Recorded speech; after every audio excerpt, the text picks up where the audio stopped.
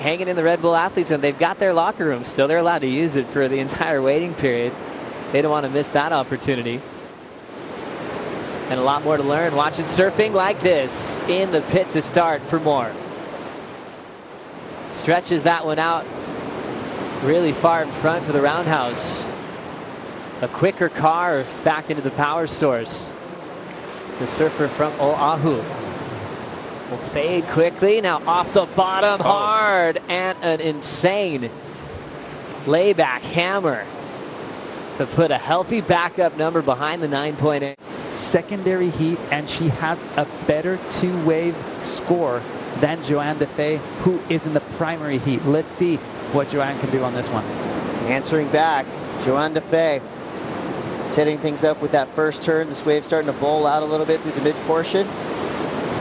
Until she's kind of waiting, trying to see what this wave's going to do for her. Now it's starting to grow and run down the line. Some intensity. And she seems like she's waiting for it. Now goes up in the lift. Big power snap to finish. Yes, a well-warranted little fist pump right there from Johanne Defay, showing some emotion. She needs a 6.75. Loved the finishing maneuver. Did she do enough on the open face of that wave? Still waiting for her first win. Bottom dropping out on Courtney Conlogue, but she stomps that takeoff. Already snapping it off the lip. The second one, perfect. Oh. Huge front side carve. Conlogue off to an incredible start. Great form once again for the Californian. Driving into another beautiful section.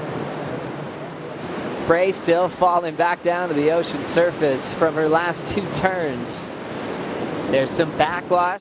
This could be a great opportunity for Sally to put a world title trophy on her already stacked trophy wall. It's due, and I don't think anyone in the world will be bummed about that. As we see Sally and Courtney having a look at it, Courtney says, darn it, I have to give way to Sally, who has priority. Big snap for Sally Fitz. Nice bottom turn into an open face carve. Beautiful cut back there. Sally Fitzgibbons showing us a little bit more aggression than we're used to seeing. I like it. Streaking down the line, looking for the big finish. Sets it up. This wave just keeps giving her opportunities with the big hair whip. That's a claim. It's subtle, but that's a claim, and it's a warranted claim. Sally Fitzgibbons might extend her lead with that wave. Her low score is a 6. She was going fast, a lot of flow. As I said, no mental pressure to try to clinch the title before you get there either. Speaking of a lowers champ, Lima picking off a great looking wave.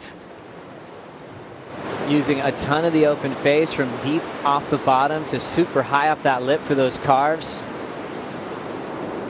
Now starting to really drive towards this part of the wall. Clean snap off the lip. Whoa. And a rad just progression off the top of that roof. That was amazing to see how she kind of hit it on that hollow part of the wave. Look back into the lineup with 27:45 to go. Having a paddle, it's Malia Manuel. Silky, smooth style, plenty of power, very consistent. She needs to win this event. Win it and you're in it.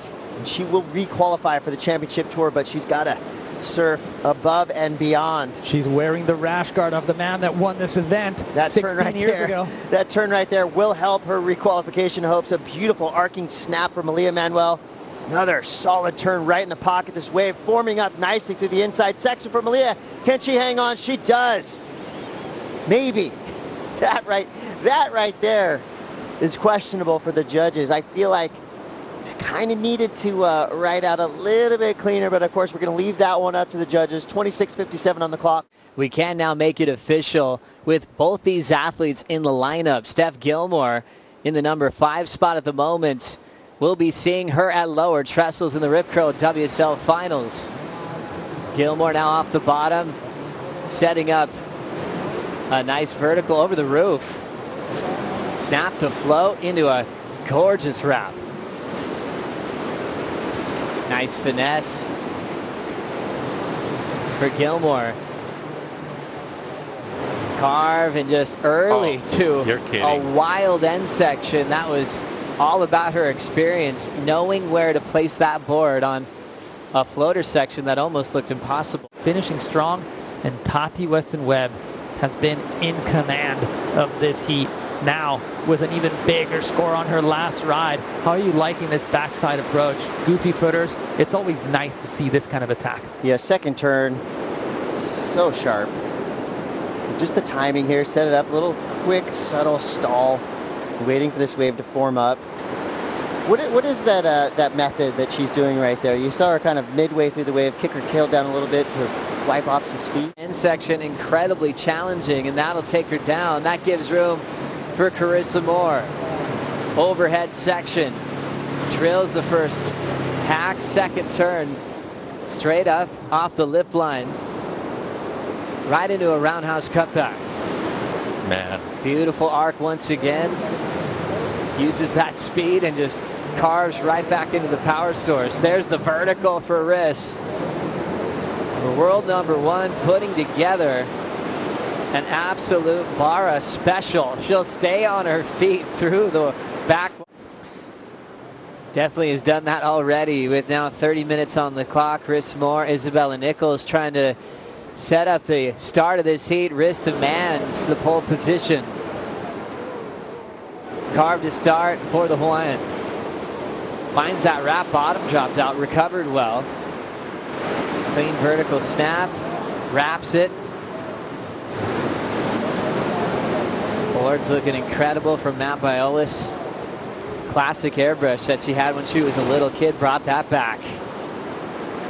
Arcs it with a lot of flow off the bottom. She crushes that beautiful power carve and jams it shut, opens with authority, and shows why that she